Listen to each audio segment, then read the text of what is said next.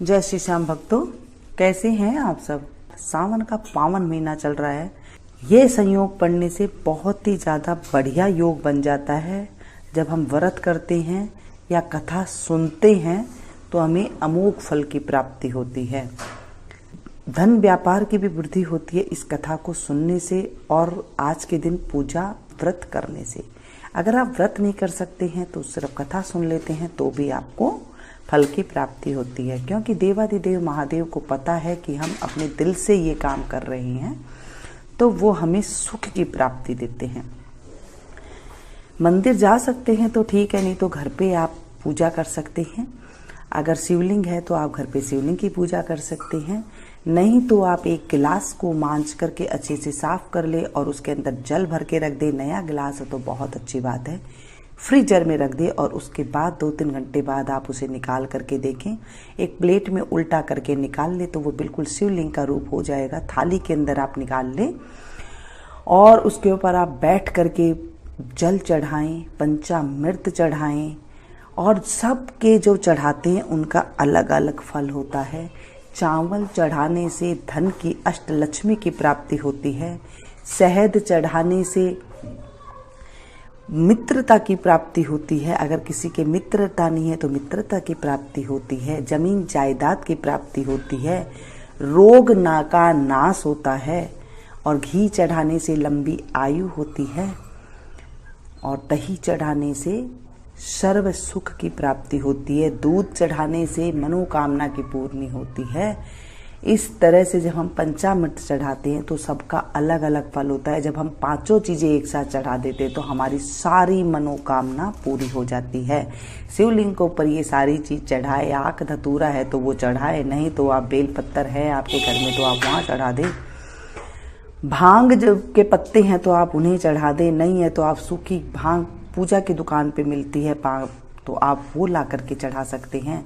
कुछ भी नहीं है, चावल धो करके आप चढ़ा दीजिए। चावल शिव जी को अति प्रिय है, धो करके उन्हें चढ़ाएं, लेकिन ध्यान रखें उसमें कोई टूटा हुआ चावल एक भी ना हो। और टूटा हुआ है तो उन्हें आप निकाल दें। उन्हें आप धो करके एक मुट्ठी भर चावल आप शिवलिंग पर चढ़ा सकते हैं। उसके बाद आप तिलक लगाएं। रोली का तिलक नहीं लगता है भोलेनाथ को, आप इन्हें पीला चंदन का लगा सकते हैं, सफ़ेद चंदन का तिलक लगा सकते हैं। स्नान कराने के बाद आप उन्हें इत्र लगा सकते हैं किसी फूल में या फिर किसी रुई पे, या फिर ऐसे ही आप चढ़ा दें, इत्र चढ़ा सकते हैं आप। उसके बाद आप इन पर फल चढ़ा सकते हैं। जो चालीसा है शिव चालीसा वो पढ़ सकते हैं, रुद्राष्टकम पढ़ सकते हैं। हर चीज पढ़ने का भी बहुत ज़्यादा महत्व होता है। जब आप शिव चालीसा पढ़ते हैं तो भगवान भोलेनाथ अति प्रिय है भोलेनाथ को शिव चालीसा, तो आप वो पढ़ें। शिव की महिमा पढ़े, शिव रुद्राष्टक पढ़े, शिव पुराण पढ़े, जो आपसे पढ़ा जाता है आप पढ़ सकते हैं। ऐसा नहीं कि आपको सभी कुछ एक साथ पढ़ना है। जो आपका मन करे आप इसे पढ़े, जितना आपका टाइम हो आप उसका करें, नहीं तो आप सिर्फ नमः शिवाय का जाप कर सकते हैं और जाप करते करते आप इन्हें चढ़ाएं। अगर कुछ नहीं आता है तो आप सिर्फ ये जाप करके ये सारी चीज चढ़ाएं और उसके बाद आप कथा सुने। घर में सह परिवार अगर बैठ के कथा सुनते हैं तो बहुत अच्छी बात है। सारों के साथ आप बैठ करके भगवान शिव की कथा सुने और उन्हें धूप दीप कपूर से उसके बाद उनकी आरती करें। कोई अगर आपने मिठाई बनाई है, मेवा की मिठाई बनाई है ताकि आप उन्हें प्रसाद के रूप में चढ़ा सके। अन्न की मिठाई नहीं चढ़ाते हैं, मेवा की मिठाई चढ़ाते हैं। जैसे खोया होता है उसकी चढ़ गई, पनीर की मिठाई वो है, अन्न ना हो उसके अंदर, ऐसी आप मिठाई उन्हें चढ़ाएं। मिश्री, सफेद मिश्री चढ़ा सकते हैं, जनेऊ चढ़ा सकते हैं, सुपारी चढ़ा सकते हैं, काली तिल चढ़ा सकते हैं, लौंग चढ़ा सकते हैं, इलायची चढ़ा सकते हैं, पान का पत्ता चढ़ा सकते हैं। सबसे अच्छा है अगर आप पान बना करके उनके ऊपर चढ़ा सकते हैं। कोई भी आप चीज उन्हें चढ़ाइए। सब चीज भगवान भोलेनाथ को अति प्रिय है। देवाधिदेव महादेव यानी कि भोलेनाथ, भोले हैं वो किसी चीज से भी प्रसन्न हो जाते हैं। आपके पास कुछ भी नहीं है, सीधा सिंपल आप जल चढ़ा देते हैं तो भी भोलेनाथ अति प्रसन्न हो जाते हैं। उसके बाद आप कहानी सुने तो हाथ में चावल के दाने ले लें और थोड़ा सा आप गुड़ ले लें हाथ में और उसके बाद आप कथा करें। बैठ करके आराम से कथा करें और कथा के बीच में बोलना नहीं चाहिए, उठना नहीं चाहिए। जब आपने ये पूजा शुरू करी है उसके बाद आप बोलें बिल्कुल भी ना, और कथा को आप अच्छे से श्रवण करें। तो कथा इस प्रकार से है। बोलिए भोलेनाथ भगवान की जय, देवादिदेव महादेव की जय। एक सेठ सेठानी थे, गांव में रहते थे। उनके पास सब सुख था, खूब पैसे वाले थे, खूब धन दौलत से सुखी थे वो। लेकिन वो बहुत दुखी रहते थे इतना सुख होने के बाद भी, क्योंकि उनकी कोई संतान नहीं थी, पुत्र संतान नहीं थी। बहुत दुखी थे। 4 कोस दूर वो पूजा करने के लिए जाया करते थे। जब सेठानी जवान थी तब तो वो चली जाती थी। धीरे धीरे उनकी तबीयत खराब रहने लग गई, क्योंकि वो 4 कोस दूर जाकर के पे पूजा करके आते महादेव जी की, और उसके बाद आके घर का उन्हें काम करना पड़ता था। तो धीरे धीरे उनको जैसे उम्र बढ़ने लगी तो वो थकने लगी, और वो कहने लगी कि देखो जी, आप एक बहू ले आओ तो मेरा थोड़ा सुख हो जाए, कि वो काम आगे कर लें और मैं भगवान भोलेनाथ को अच्छे से पूजा कर आऊँ। अब मुझसे काम नहीं होता है। सेठ ने कहा कि मैं कैसे ले आऊं, बेटा बिना कैसे बहू ले आऊं, बेटा तो हमारे है ही नहीं। बामणी बोली, सेठानी बोली कि हमारे पास इतना धन है तो आप धन से ही बहू ले आए। साहूकार ने कुछ बैठ करके सोचा, कहने लगे कौन देगा बेटे की बहू, और उसके बाद फिर वैसे ही चलता गया। कुछ दिन बाद साहूकार ने कहा, सेठ ने कहा कि हे सेठानी, मुझे थोड़ा सा आटा दे दो और उसमें कुछ सोने की मोहरें डाल दो। अब सेठ गया तो कहने 1 कोस दूर गया, 2 कोस दूर गया, आगे जाकर के देखा कि वहां पर कुछ लड़कियां खेल रही है। तो उनमें से वहां जाकर के वो खड़ा हो गया, देखता गया कि सारी लड़कियों ने अपना अपना घर बनाया, मिट्टी में खेल रही थी। तो सारी लड़कियों ने अपने अपने घर को तोड़ दिया, और एक लड़की थी, उसने भी, सबने कहा भाई तू भी तेरा घर को तोड़ दे। उसने कहा ना भाई, मैं तो मेरा घर नहीं तोड़ती, घर तो बहुत मुश्किल से बनता है, मैं तो घर नहीं तोड़ती। साहूकार ने कहा ये तो बहुत सियानी लड़की है, इसी के साथ मैं चलता हूँ, इसी को ही देखता हूँ कि ये कोई क्या करते हैं इनके घर के। जब वो गया तो लड़की के घर में बहुत गरीबी थी, और लड़की को सेठ ने कहा कि बेटा, मैं बहुत दूर से आया हूँ गांव से, और मुझे बहुत तेज भूख लगी हुई है, और मुझे कुछ खाना खिला दो, 2 रोटी खिला दो। तो उसने, लड़की ने कहा कि मैं मेरी माँ से पूछ करके आती हूँ, फिर आपको बताती हूँ। जाकर के गई, माँ एक बटाऊ आया है, एक कोई मेहमान आया है, वो कह रहा है कि मैं भूखा हूँ, मुझे रोटी खिला दो। तो कहने लगी बेटा, अपने घर में तो आटा वगैरह है नहीं, और अभी रोटी थी वो भी खा ली, अपने घर में तो है नहीं, कहाँ से दूं मैं रोटी। इतनी देर में सेठ ने कहा कि लड़की आई तो सेठ ने कहा बेटा, मेरे पास आटा है, तुम ये, मैं किसी के घर का खाता नहीं हूँ, ये आटा ले जा और इसे लेकिन छान लेना, और मुझे इसी आटे की रोटी बना करके दे देना। लड़की आटा लेकर के चली गई, माँ से कहा माँ इसे छान लेना। माँ ने जब छाना तो उसमें काफी सारी मोहरें निकली, सोने की मोहरें निकली। तो लड़की की माँ ने सोचा, अरे इतनी सारी मोहरें है। इतनी देर में लड़के के पिता भी आ गए कि इतनी मोहरें जब आटे में ही हैं, तो उन्होंने आटा को, मोहरें ले जाकर लड़की को दिया और बोला जा उस बटाऊ को दिया। जब लेकर के गई तो उन्होंने कहा, सेठ जी ने, कि नहीं, मेरे तो घर में बहुत धन संपत्ति है, हमारे तो बहुत है, तुम ही रख लो, इधर उधर रख देते हैं हम तो। उन्होंने सोचा कितने पैसे वाले हैं। लड़की की माँ ने रोटी बना करके साहूकार को जब खिलाई, उसे लड़की के पिता ने पूछा आप कहाँ जा रहे हो, बुरा ना मानो तो मैं पूछूं। उन्हें कहा भाई मैं तो मेरा बेटे के लिए रिश्ता ढूंढने जा रहा हूँ, कोई लड़की अच्छी सी मिल जाए तो मैं ब्याह कर दूं, ब्याह रोपने जा रहा हूँ। तो साहूकार ने सीधा बोला कि भाई आप ब्याह रोपने जा रहे हो, मेरी लड़की अगर आपको पसंद है तो आप ब्याह कर लें, रोप दे, ब्याह पक्का कर दे। तो सेठ जी को तो यही उम्मीद थी, उन्होंने फटाफट से हाँ भर दी। लेकिन उन्होंने कहा कि मेरा हाँ भर के और थोड़े से रुपया वगैरह दे करके, नारियल वगैरह दे करके ब्याह का जो है पक्का करके आ गया। अब घर में आके उदास बैठ गया। सेठानी बोली उदास क्यों बैठे, कहते हैं अब ब्याह कैसे करेंगे, इतने में बेटे को, पिता को भी ये हो गया कि कहीं वो जवाब भी कुछ नहीं आ रहा है, कहीं पूछे तो सही कि ब्याह कब करेंगे, कैसे करेंगे। तो उन्होंने उन्हें भेजा कि भाई अब कैसे ब्याह कब करेंगे, कैसे करेंगे, आप करो। तो लड़के के पिता ने कहा भाई मैं तो इसलिए आपसे नहीं बात कर रहा हूँ क्योंकि मेरा बेटा काशी जी पढ़ने गया है, अगर जल्दी है तो हम कांडा से शादी करेंगे। तो उन्होंने कहा हाँ आप कर लो। लड़की के पिता ने कहा हाँ हम खांडे से ब्याह कर लेंगे। तो उन्होंने खांडा रख करके बेटे का ब्याह कर दिया, फेरा हो गए। अब बहू आ गई तो सारा काम छमछम करके सारा दिन करते रही काम। अब सेठानी को सुख हो गया।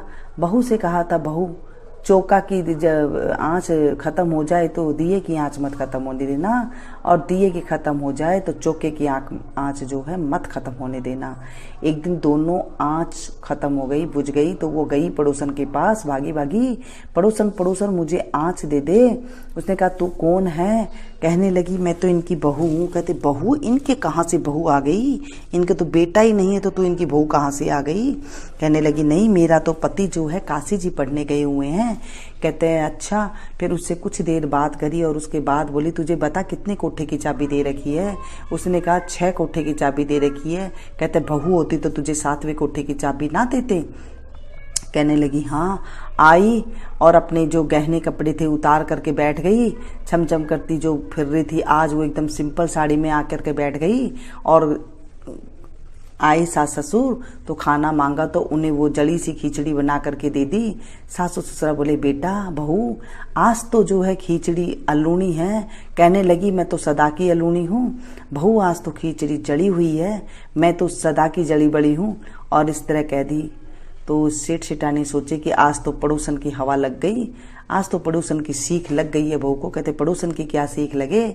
अगर आप मुझे बहू मानते हो ना तो मुझे 6 कोठे की चाबी दे रखी, 7वें कोठे की चाबी क्यों नहीं दे रखी?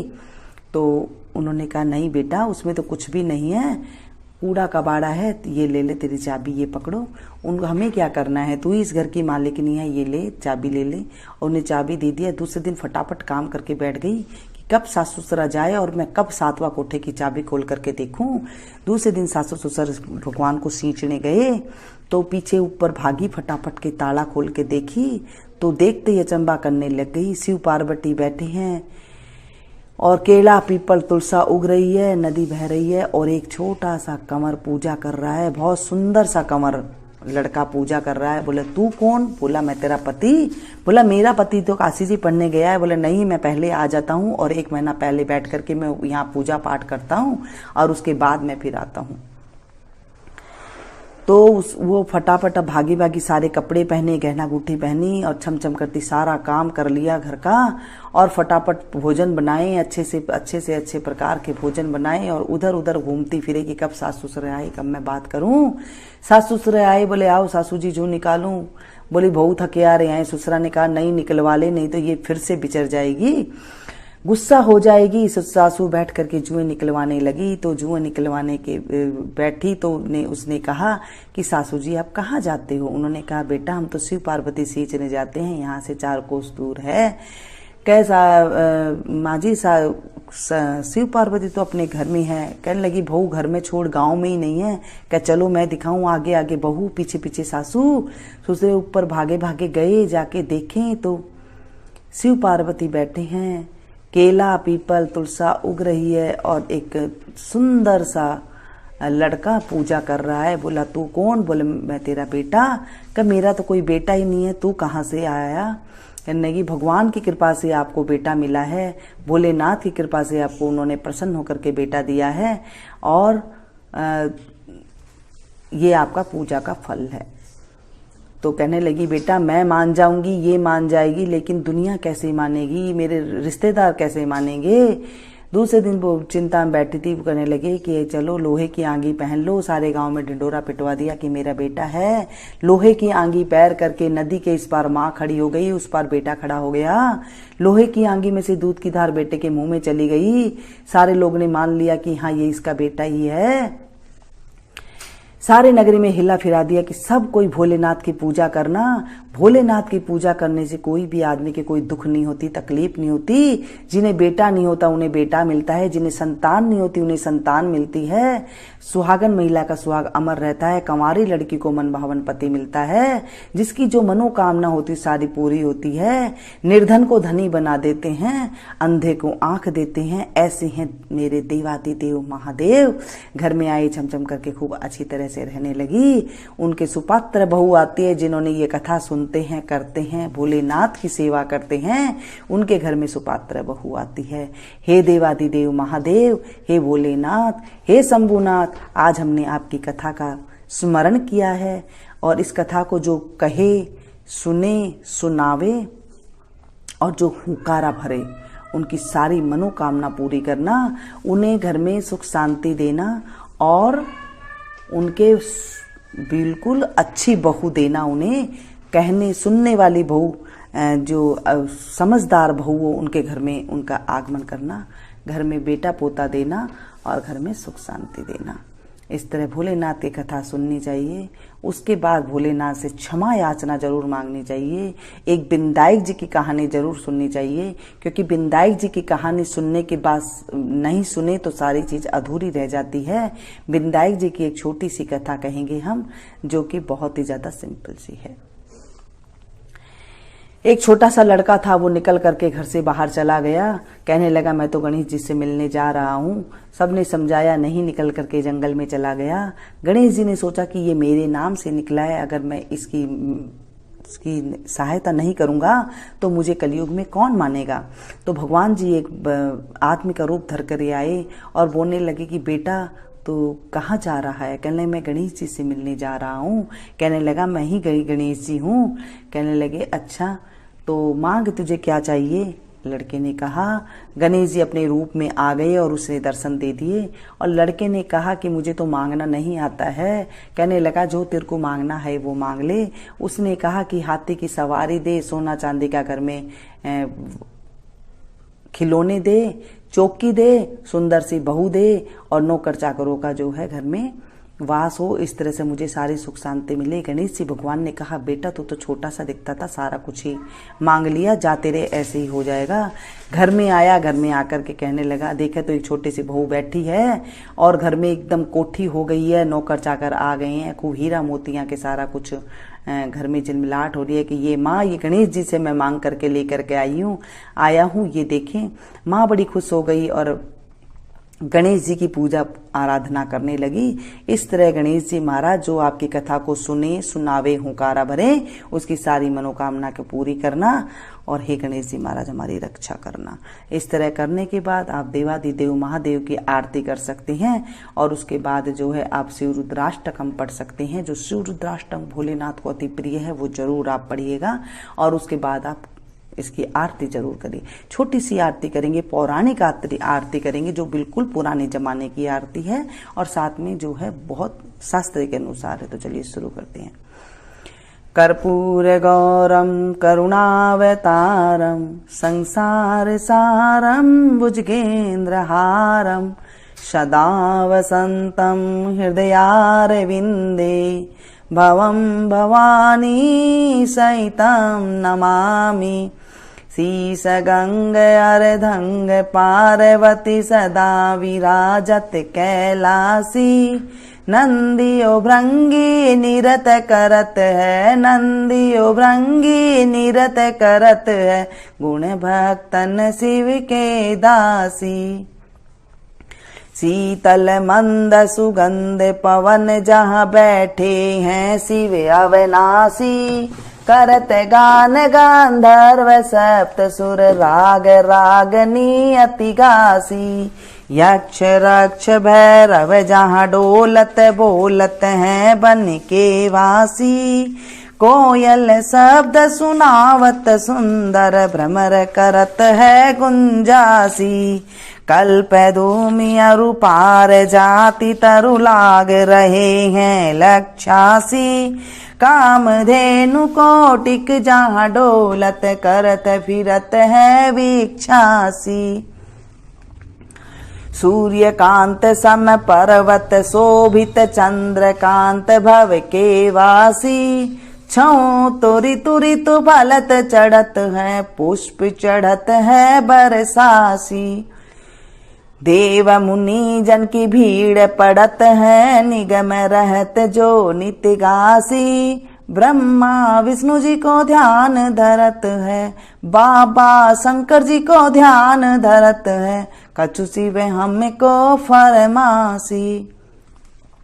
रिद्ध सिद्धि के दाता शंकर सदानंदित सुख राशि। जिनको सुमिरन सेवा करता भोले जी को सुमिरन पूजा करता छूट जाय यम की फांसी। त्रिशूल धर जी को ध्यान निरंतर मना लगाई कर जोगासी। दूर करो विपदा शिव तन की कष्ट हरो व्याधा मोरे मन की। जन्म जन्म शिव पद पासी कैलासी काशी के वासी बाबा अविनाशी। मेरी सुध लीजो सेवक जान सदा चरणन को पायक जान हरि दर्शन को अपनो ज्ञान कृपा कीजो। आप तो प्रभु जी सदा सयानी बाबा व गुण मेरो सब ढकियो। सब अपराध क्षमा कर शंकर मेरो अपराध माफ कर भोले बाबा किंकर की विनती सुनियो। अभय ज्ञान दीजो हरि मोह को सकल सृष्टि के हितकारी। श्री भोलेनाथ बाबा भक्त निरंजन भूतनाथ बाबा भक्त निरंजन अलखनाथ बाबा भक्त निरंजन भव भंजन भव शुभकारी। काल हरो हरि कष्ट हरो हरि दुख हरो दारिद्र हरो। नमामि शंकर भवानी भोले बाबा नमामि शंकर भवानी भोले बाबा। हर हर शंकर आप शरणम। सेवा पूजा बंदगी सभी तुम्हारे हाथ। मैं तो कुछ जानू नहीं तुम जानो रघुनाथ। सिंह चढ़े दुर्गा मिले गरुड़ चढ़े भगवान। बैल चढ़े शिव जी मिले तो पूर्ण होए सब काम। सदा भवानी दायिनी सन्मुख रहत गणेश। पांच देव रक्षा करे ब्रह्मा विष्णु महेश। सांब सदा शिवाय नमः। देवादिदेव महादेव की जय शंभुनाथ की जय। तमेव माता च पिता तमेव तमेव बंधु च सखा तमेव तमेव विद्या द्रविणं तमेव तमेव सर्वं मम देव देवं। पापहं पापकर्माहं पापात्मा पापसंभवो। त्राहि मां पार्वतीनाथो सर्वपापो हरो हरो। त्राहि मां पार्वतीनाथो सर्वपापो हरो हरो। त्राहि मां पार्वतीनाथो सर्वपापो हरो हरो। सांब सदा शिवाय नमः। बोले शंकर भगवान की जय।